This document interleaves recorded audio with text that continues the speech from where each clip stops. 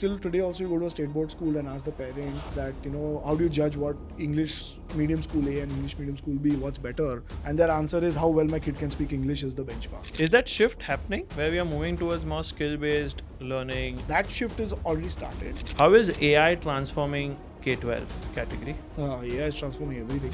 In EdTech companies, we've seen bad sales tactics being used by different companies. Right? None of them are there anymore. Bad example doesn't continue anymore. I think that one point they really misjudged badly. As India As will India never is, be, yeah. 100% digital. It seemed like the world was coming to an end if you didn't have an EdTech company. Why then VC funding has always been less? Like Byju's, for example, has been a K-12 player for very long. Towards the end, it kind of dries up because none of those business models ever make sense. What is the industry's situation right now? If you call up a VC and the first sentence you say that you're from EdTech, he's going to hang up. Transforming traditional education for the new age digital era. Industry itself is transforming. A technology pivot is what the industry is moving towards, right? We are also kind of attacking that on multiple fronts. How can education companies build sustainable business models? You collect 1 rupee from every single student, you're getting a 25 crore revenue every day, right? It sounds so easy. All entrepreneurs need to have a social angle. And there's a time in your career that it will hit harder than it does. Welcome to Levelup, Harshil Gala. Nice to have you here. And thanks to Jay who connected us to get you on this show. We have never covered anyone from EdTech or education industry, and it's my pleasure to have a listed company's promoter directly, not even a startup, right? That is from Navneet EdTech or Navneet Education, Navneet Top Tech, right? Let's start with the first question. How has the Indian learners' approach to spending on education changed compared to previous generations? Are people more willing to invest in upskilling, lifelong learning courses, skill sets, etc.? I'm sure you'll have the stats in terms of how many more people subscribe to, YouTube videos in terms of upskilling themselves. But definitely after COVID, there's been a huge shift in trying to spend more on education. Anyway, education was always something which is like top 3 spenders of a family income. You don't mind spending that kind of money. But post-COVID, definitely you've seen parents reaching out that extra mile. You've seen students trying to go for, that slightly better college, a slightly better class, picking up better products. And you're seeing that growth in spend. But in a way, it's also slightly gradual that you're seeing a lot of shift from regional medium students coming to English medium schools. And even the schools kind of uplifting themselves in kind of services that they provide, because you're seeing that parents are wanting to spend The a little bit more. infrastructure, Yeah. services. And that shift is happening at a very, very slow pace, but it's definitely there. Like, for example, this year we had almost 1 lakh students less than last 2 years that appeared for Maharashtra State Board 10th standard exam. Now those students have gone to like a CBSE board, or those students have, moved out of the state or gone to ICSE or something. But ICSE is very small, but like CBSE is, fairly large. So you're seeing that upmarket trend with parents, as well as you're seeing that with, obviously, the shift to English medium has been something that's been on the cards for quite a few years. Some states have led that change. Some states are still, very traditional. Like Gujarat, for example, continues to be 85% Gujarati medium. And that's a trend for the state, because they're seeing value add in that. The Gujarati medium schools you see in Gujarat are phenomenal. They're better than few IB schools that you see in Bombay. Yeah. And the fees is also in lakhs. It's not like it's a small amount, but parents send their kids there. So some states are really like, Andhra and all, they're like, let's just push NCRT and let's put English medium through the whole state. And some states are, still kind of holding on to, the traditional, and which is obviously driven by market demand. States are also not driving their agenda. Parents are wanting it, so therefore they're pushing that.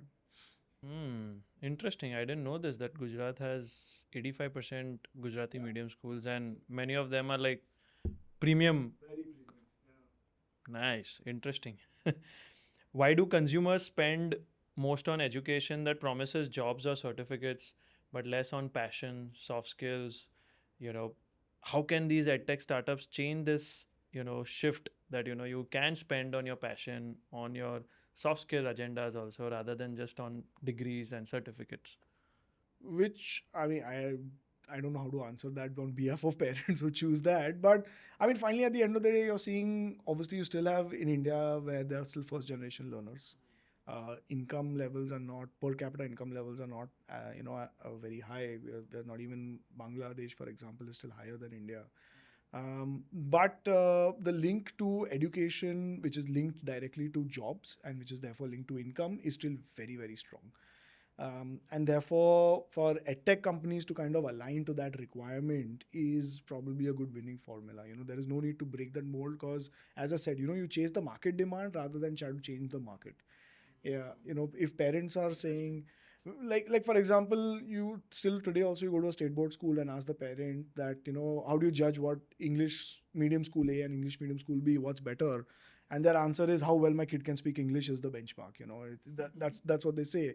So which they know that if I can speak English, I'll get a better job, I'll get a better income, my career progression will be much higher. That's more aligned to why I'm studying. That's the mindset which is already there. Yeah. So why break that and Why get break into that? something Yeah, else? exactly.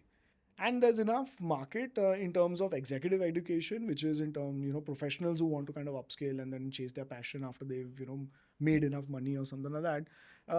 There are people who are doing that. The other companies are there who are doing exec education, who are upskilling professionals to kind of follow their own passion. All of that is niche. Finally, at the end of the day, today in a country, And those we are very still premium courses or premium very programs that are there. Traditional education for the new age digital era. So obviously, transformation is never easy, and I am not the only one from the whole organization who is, transforming. The whole business, as well as the whole industry itself, is transforming. So, from a point of what is next for the business, a technology pivot is what the industry is moving towards, right? So, we are also kind of attacking that on multiple fronts. From my point of view, especially at Top Tech, what we're doing is we're kind of leading the charge of the transformation for Navneet, and we're very clear that technology and books coexist with each other. As on today also they do, and in the future also they will continue to do so. But while books cannot be ignored today, it's the same way technology cannot be ignored today, right? Okay. And that's where the Top Tech comes into play for Navneet. Um, the challenges obviously are, the basic ones in terms of resistance to change, in terms of from customers as well as internal stakeholders. Technology shift, work set, mindset shift of people. But more interestingly, it's been how customers, especially teachers, have been so open to wanting to try new things. From a traditional player like Navneet, who's been for decade, over 65 years now, going to the same customer and saying that, hey, I have a new product to show you, which works only on your mobile phone. It'll require internet connection and will now kind of require you to use a new UI. And teachers, rather than getting afraid or rather than getting detracted from it, they say that, yeah, if Navneet is showing something good, I definitely want to try it out. And it's a journey that they all also going through, customers, and we're very proud to say that we are part of the ecosystem of this transformation. Hi everyone, a quick shout out to our amazing sponsors and partners who make this show Level Up possible. First off, No Filtered Juice, which is your daily dose of pure, unfiltered goodness with 100% real fruit juice, zero added sugar, no preservatives, and no artificial concentrates. Every sip is packed with authentic flavor and nutrients. Plus, it's served in eco-friendly glass bottles. Good for you and good for the planet, starting at just rupees 159. No filter is the healthiest way to fuel your day. Click on this link below to purchase your bottle now. Our second sponsor is Titus Footwear. It is a brand built on legacy, quality, and innovation. From sturdy work boots to stylish sandals and cozy slippers, Titus has something for everyone in the family. Especially if you are a child going to school, this is a brand known for its footwear for school children. Affordable, durable, and always in style. Titus lets you walk with confidence starting at just rupees 299. Click on the link below to purchase your shoes now. I would like to thank our growth partner Growth OS and our venue partner Let's Work. What does Navneet Top Tech do? And what was Navneet Education doing? So what's the difference between the two? So Navneet, education obviously is been into business for the past 65 years plus now. They've been making books. And it's a listed company. It is a listed company. Has been making educational books, which is directed towards supplementary as well as textbooks for various boards, especially in West India, Maharashtra and Gujarat. At the same time, Navneet also makes a lot of stationery solutions for kids. So obviously, expanding on the education portfolio or the industry itself. And we, as on today, are India's number one exporter also of stationery. Along with that, are into various services that the industry kind of wants. May it be teachers training, may it be some kind of school management, and we've made significant investments in various other education companies which are strategically aligned with Navneet's portfolio. Okay. TopTech is a subsidiary or a business unit within Navneet, which is kind of directly leading the technology charge. So what TopTech does is we make digital content, which is animations, question banks, lesson plans, and we make digital softwares, so like an LMS or a digital classroom solution. And we bundle those with books sometimes. Sometimes we sell them standalone, or we bundle them with hardware. So obviously, to run a software, you'll need a hardware device like a laptop or a touchscreen. And therefore, we tie up with various players and we sell those packages to schools. Along with that, what happens is, with the vastness of Navneet, there are lots of technology requirements that Navneet has. For example, in the last 5 years, QR codes have become very popular. So, all our books now will have a QR code. Now, that code has to then, work with a technology app, which will make a very seamless experience for the students. So you come across a page, you have a doubt, and I have a video that's made on it. So we've made an app called Digibook. And what it does is you scan the QR code with that and it'll play the video that we have created, and giving a very seamless experience to the student. So if a student has a doubt, he can just scan the code and he can just understand, see a video of it and will understand that concept. Wow, that's So, interesting. Things And like that goes just as a free value added absolutely content that goes is as there. a free value add for students. Hmm. Some of them are free, some of them are paid. But And this is in like all languages, or this is Hindi, English predominantly? so predominantly it's in English. English, But Navneet is obviously extremely strong in West India, which is where in Maharashtra we do also Hindi and Marathi. And in Gujarat we obviously do Gujarati. Yeah. That's interesting. Nice. Okay. How is AI transforming K-12 category?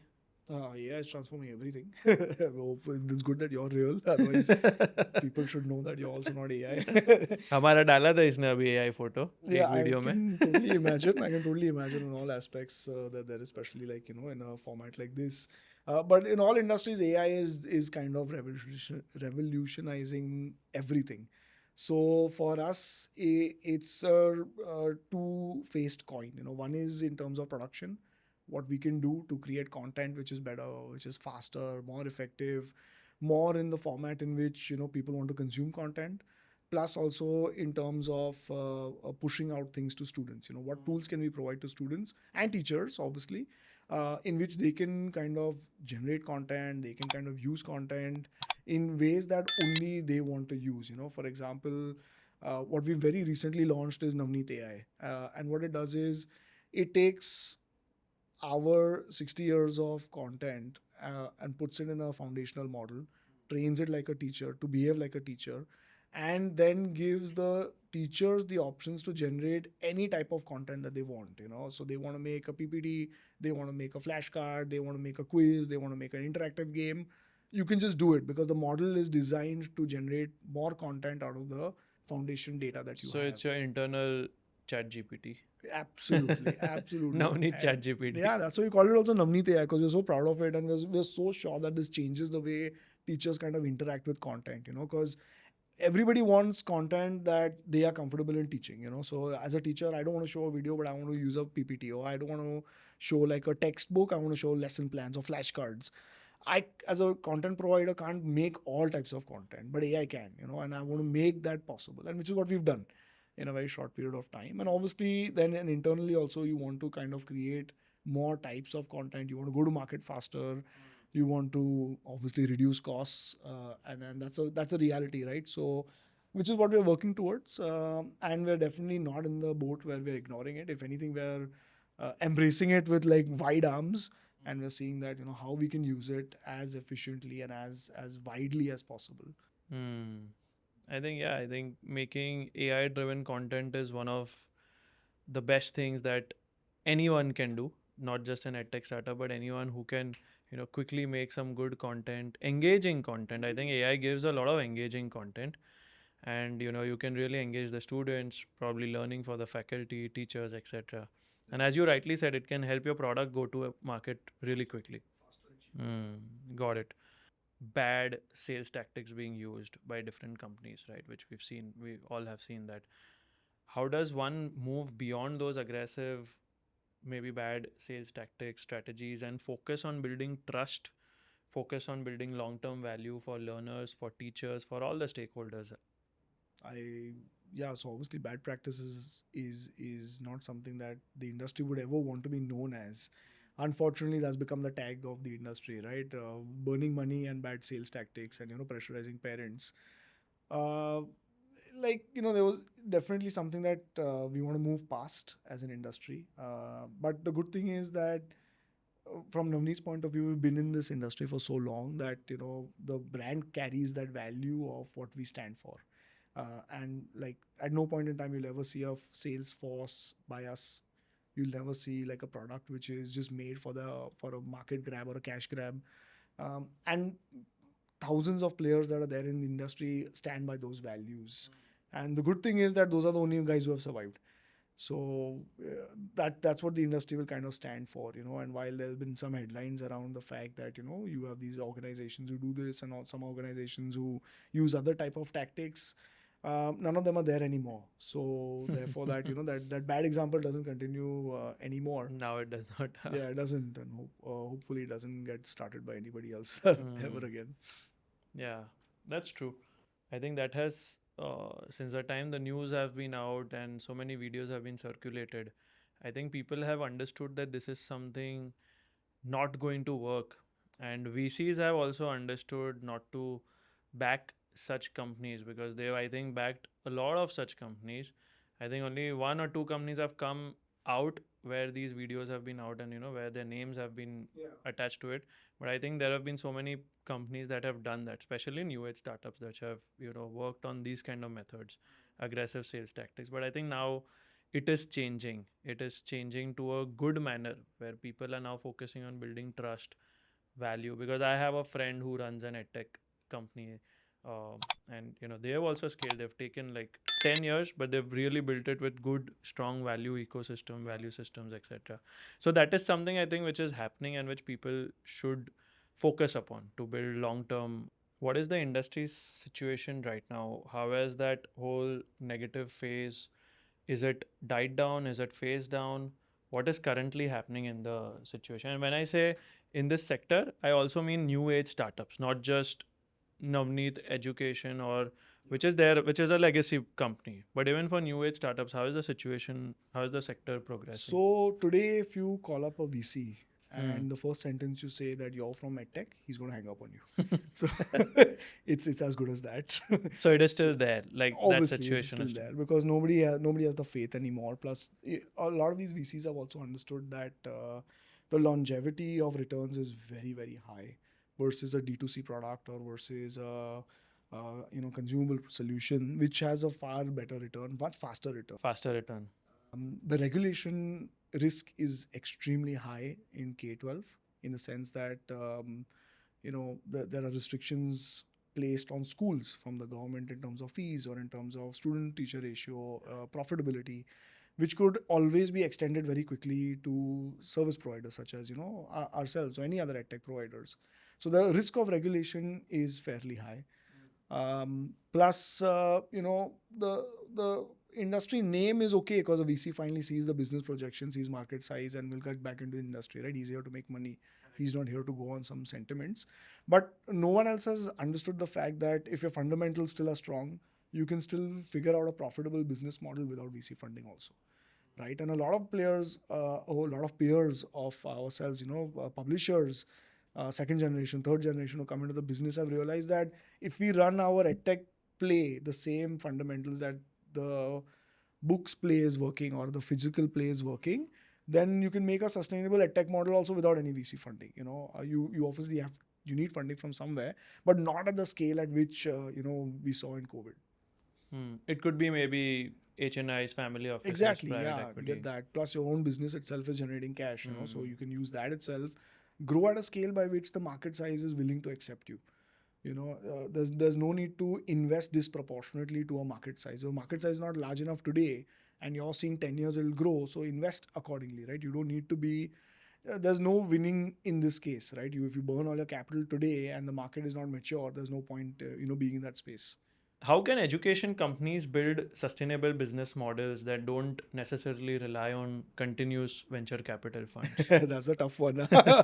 But I mean, it kind of applies to all industries, but in education specifically, because we've had such a bad experience in COVID where it seemed like the world was coming to an end if you didn't have an edtech company, right? But and everybody kind of started their own edtech startup, and unfortunately, most of them have shut now because the value add that they bring to the table has to match with customer expectation and willingness to pay, right? Which is something completely misaligned. But I think in today's day and age, which applies to all industries, but I can speak for education, is that you need to make a business which is aligned with the market size first. Second is customers' expectation to pay, and third is aligned with your own skill sets. You can't just suddenly start a company where the market size is extremely small, but the growth potential in the next 10, 15 years is very high. It just doesn't make sustainable sense as on today. Wait for the opportunity to come then. And which is where a lot of edtech guys kind of made a mistake They that fumbled and they missold on that ambition that ये 10 yeah. साल के बाद और बड़ा होएगा and Yeah, stuff like that. absolutely. Yeah, because like the education industry is beautiful when it comes to stats, right? There are like 25 crore students in India. You collect 1 rupee from every single student, you're getting a 25 crore revenue every day, right? It sounds so easy, and any Excel file is going to be superb because all the numbers are huge. But there is no product that applies to all 25 crore students, right? Not everybody doesn't even use a notebook, let alone any other product. So, what is the subsegment within this whole industry that you're operating in? Is something that you have to find, and then most importantly, customer willingness to pay. The education is also a tough industry because of the regulation that's there. There is obviously a philanthropic value attached to starting a school or running a school. There is a lot of students that are underprivileged, which obviously have to be supported by government subsidies as well as government schooling. Hmm. So the stats don't necessarily add up with a Market, business market. business market. Yeah. Yeah. I also feel one thing what probably VCs, investors, founders who started EdTech in the COVID wave, they misunderstood or they miscalculated or they fumbled upon is that they completely took away the offline education system, assuming that by everything will go digital and offline centers won't be required, offline teachers teaching won't be required, students going to a center won't be required. I think that one point they really misjudged badly, which probably would never be the case, as India As will India never is like that. be Yeah. 100% digital in whatever field you take, whether it's groceries, online, Zepto, whatever of the world. We can't be 100% digital. And I think that one factor also was the cost. Do you think? Uh, Definitely a contributing factor because obviously, as you rightly mentioned, India is a hybrid or a phygital, what we call it internally, kind of a market. And the signs are there not only in India but even globally. We've not seen even one global market as advanced as US or UK or even one of the Scandinavian countries where they've been 100% digital. So it's never happened to anyone, in Earth, and it's never going to happen to India. While India obviously has an extremely high rate of adoption of technology, going full digital for education definitely is something that did not happen. Plus, at least this is what I tell a lot of founders that I meet nowadays is that unlike other industries where customers think in a very intuitive manner or very quickly, the education industry doesn't work so fast, right? So while VCs can look at what's going to happen in the next quarter with any other industry, the customers in the education industry think in terms of decades. So the change is so slow that there isn't no fast out. So when you're making The VC decision funding, making is slow yeah, for and a VCs want like quick results. They look at a 7 year fund that they're running, Hmm. and within that 7 years they need to show like 100x return, which is never going to happen because the customer is not thinking that fast. Hmm. Hi everyone, a quick shout out to our amazing sponsors and partners who make this show Level Up possible. First off, No Filter Juice, which is your daily dose of pure, unfiltered goodness with 100% real fruit juice, zero added sugar, no preservatives, and no artificial concentrates. Every sip is packed with authentic flavor and nutrients. Plus, it's served in a eco-friendly glass bottles. Good for you and good for the planet. Starting at just rupees 159. No filter is the healthiest way to fuel your day.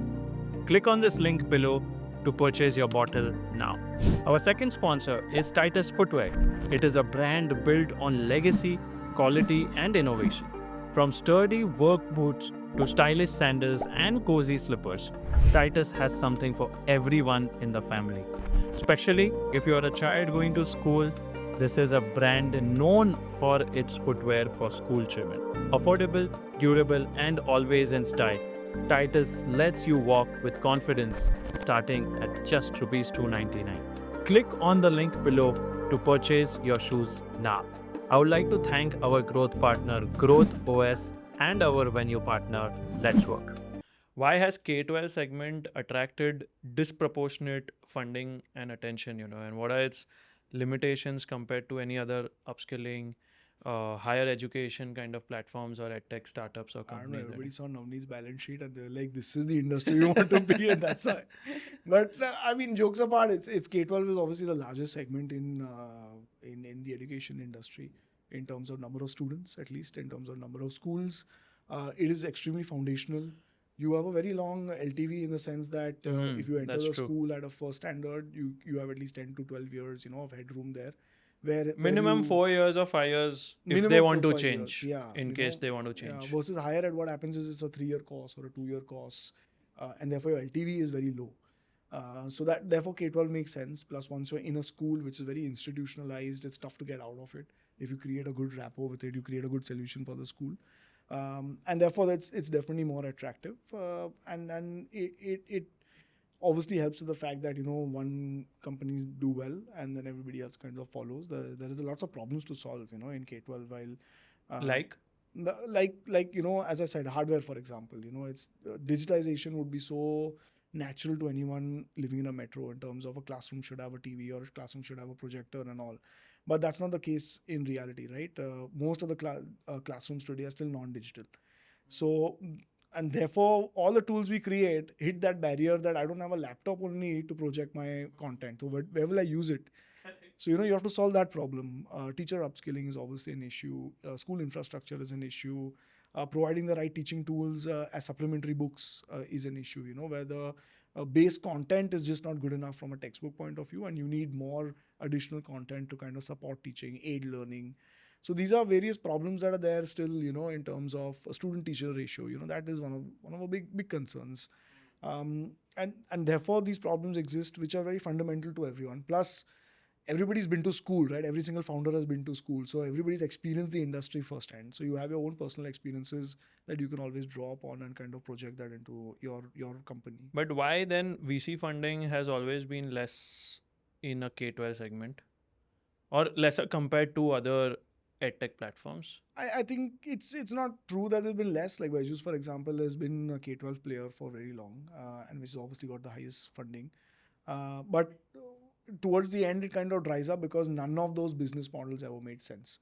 Versus an higher ed one where quite a few of them eventually pivoted to a phygital model as well, and therefore start showing better revenue, start showing better returns, better traction, and therefore then the funding kind of pivoted more towards higher ed versus K-12. Got it. What are the most common or most important consumer insights about diversity, about wallet share that every edtech startup founder must know? This is a crazy stat, right? Finally, in India, you have I think around 200, I think 200 to 50 IB schools. You will have around 2,000 ICSE schools. You will have around 30,000 CBSE schools, and you'll have almost 3 lakh state board schools, right? So it's a factor of 10 in terms of the State board too, huh? state board to IB. Correct. And yet, the worldview of most of us living in metros get limited to, everything is IB or everything is, international Now it has board. But become that, yeah. yeah, so but it's not the case, right? It's 300 schools versus 3 lakh schools. That's the Mm. difference, and every school is filled. There's no school that has empty benches. So that is where a lot of education guys, edtech guys, kind of fumble in the fact that my education system or what I see around me is the worldview, but that's not the case. And that's maybe something that you can find when you hit the market. You'll start seeing that that's the reality. What is the best way to balance faculty led learning with also self paced models, peer learning, digital models? Uh, it's a tough one because so we come from the K-12 space. In the K-12 space, obviously schools and teachers play a very, very vital role. And therefore, we do firmly believe that a teacher-led or faculty-led is definitely Very important. more important and the way to go. And the higher you go in terms of your education, there used to have a lot of independence. You can actually, step out of the faculty-led, move self-paced, as well as you can do independent courses and all. But from a K-12 segment, specifically speaking, even for K-8, for example, I think the only way to go is a faculty-led model. And Navneet also kind of firmly believes in that. While there is enough and more options available for students to kind of move beyond what school teaches you, but there is no alternate to school, right? Everybody has to go to school, and that is genuinely the best place to learn. Like, if you follow your school teacher, there is nothing better in terms of advice or in terms of guidance that you will get. And it could also be like a coaching class. It doesn't have to be always a school teacher. Like, a faculty is a faculty, right? So, but that is the way to go, definitely in a K-12 segment. And a lot of our solutions are also driven around the fact that we make teaching easy, for the faculty members. And that helps us, push the solutions a lot better. And you therefore get that uh, guided lectures or guided path through your curriculum and through your, education journey. Got it. Do you think home tutoring is something that is picking up in India, how it is in the West?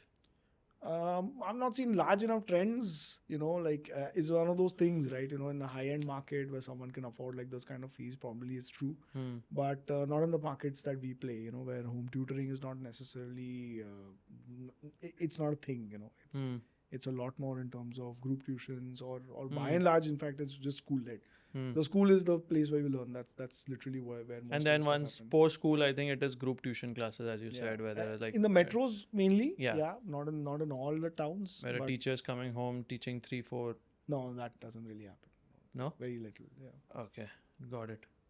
Got it. But in tuitions, I'm saying. Yeah, where in there's a- tuitions, you in go to a tuition- coaching class and you kind of sit in a batch. Well, of I like remember 30, I 40 used to people. have tuitions where a teacher used to come and we were like 3, 4 friends Yeah. come to our home and teach. So it used to happen for her. It is like 4 students together. Correct. For us, it's at the convenience Yeah. of home. So Yeah. I mean, in metros and all, you see Metros all mein of hota hai, this. haan. But like as soon as you go to, even to like a tier 1 city, it'll be that group tuition. in that group, yeah, You have to go to a 20, coaching 25, class and, 30 students. Got it. Yeah. And that is good also, right? Where you are getting a lot of peer learning also. I don't think peer learning stops because I think that also helps there.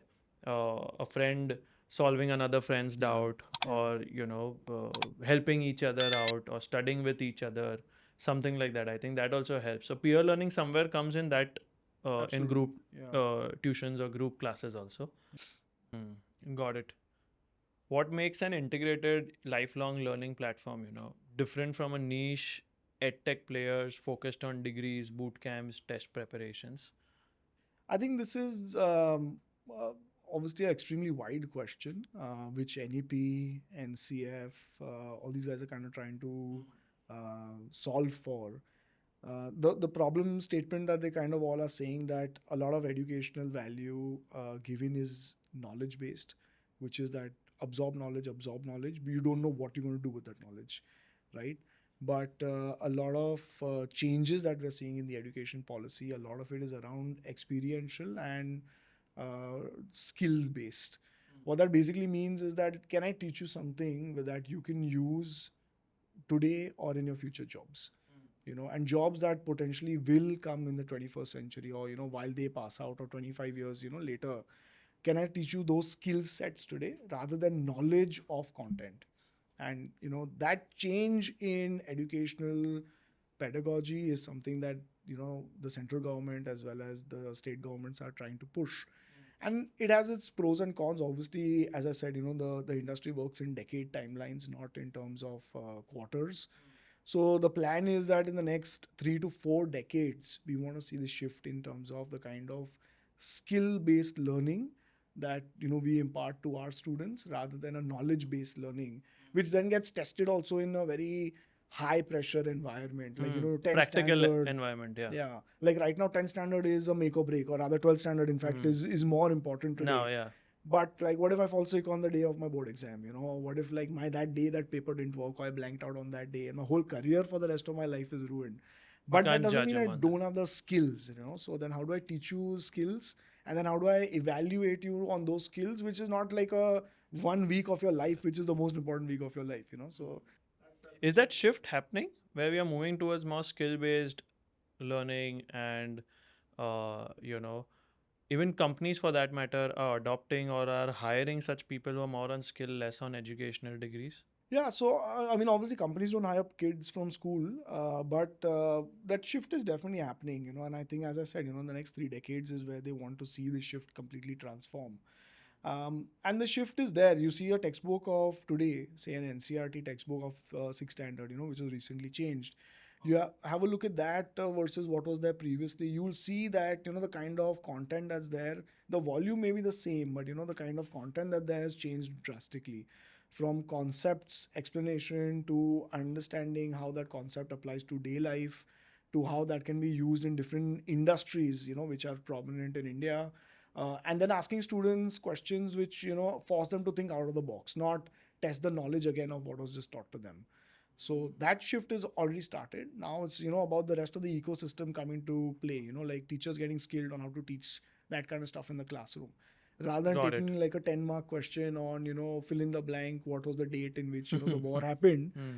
Give me, like, Which tell was me during our time. which was during our time. But now it's like, this person was not happy with this. If you had to apply this in today's day and age, would you do the same action what the king or that ruler did?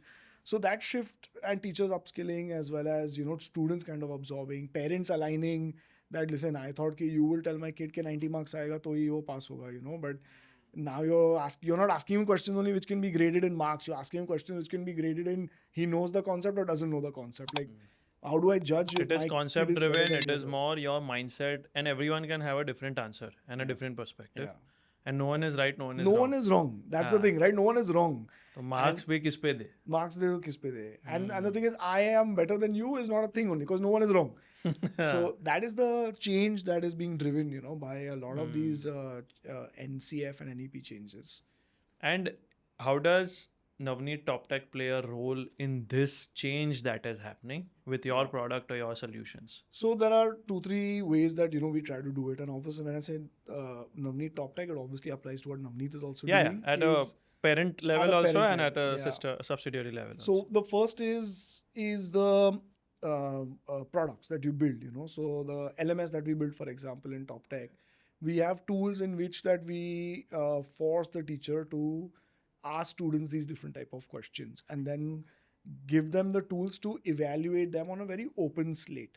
So if the teacher says that I want to evaluate different ways of applying a concept, where nothing is wrong, everything is just better, or good or better, how do I put that in a report card? So my LMS will give you that report card by which you can give a subjective grading. Similarly, like that, I will give a question bank to teachers where they can keep generating more and more type of practical based examples. But at the same time, a teacher says, "Nee, yaar, at least once a quarter, I want to test the knowledge, right?"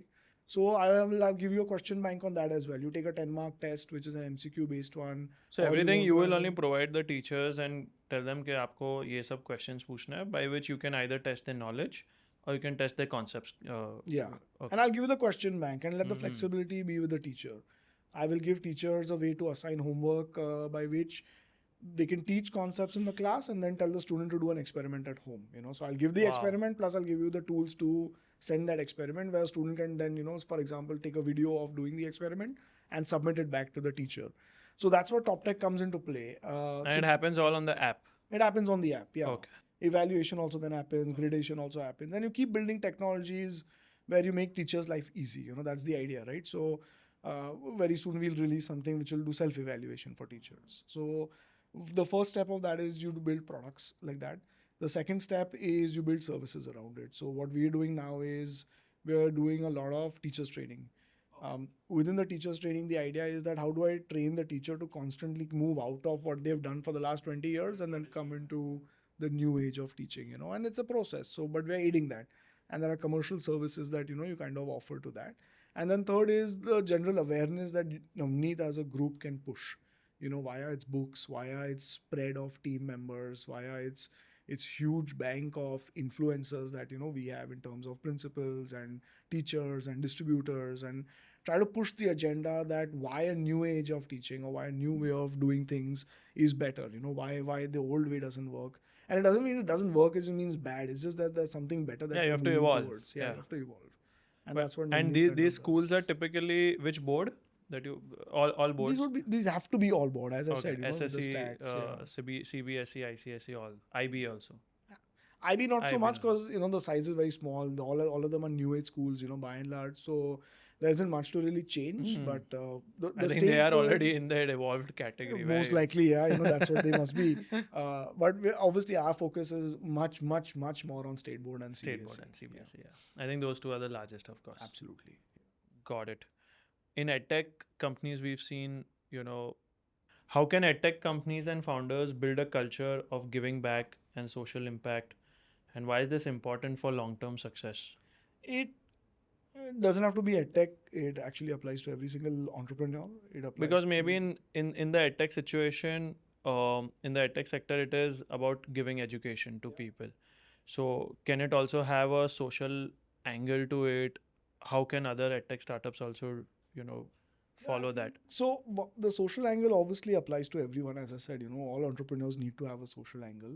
And there's a time in your career that it will hit harder than it does. Obviously in the start you want to make sure your company survives rather than thinking philanthropically.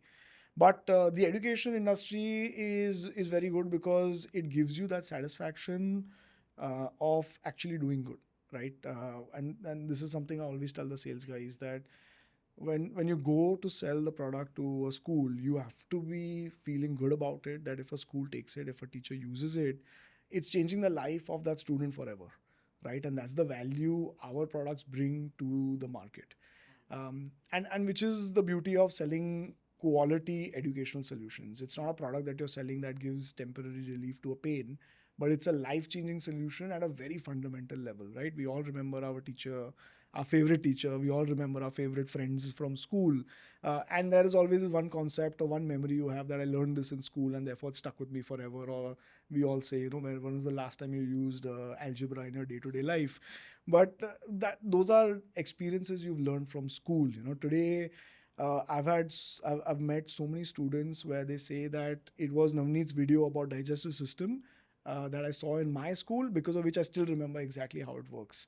I don't need to apply it in my life, but I know, and that's the memory that you're making. That's the value we're adding, and that's the beauty of being in the education space.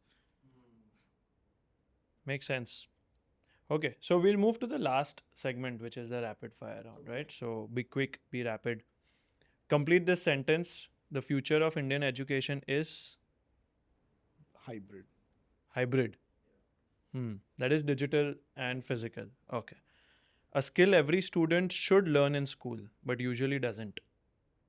uh, Ability to learn with an open mind, uh, and not think of where I will apply it in my life. Hmm.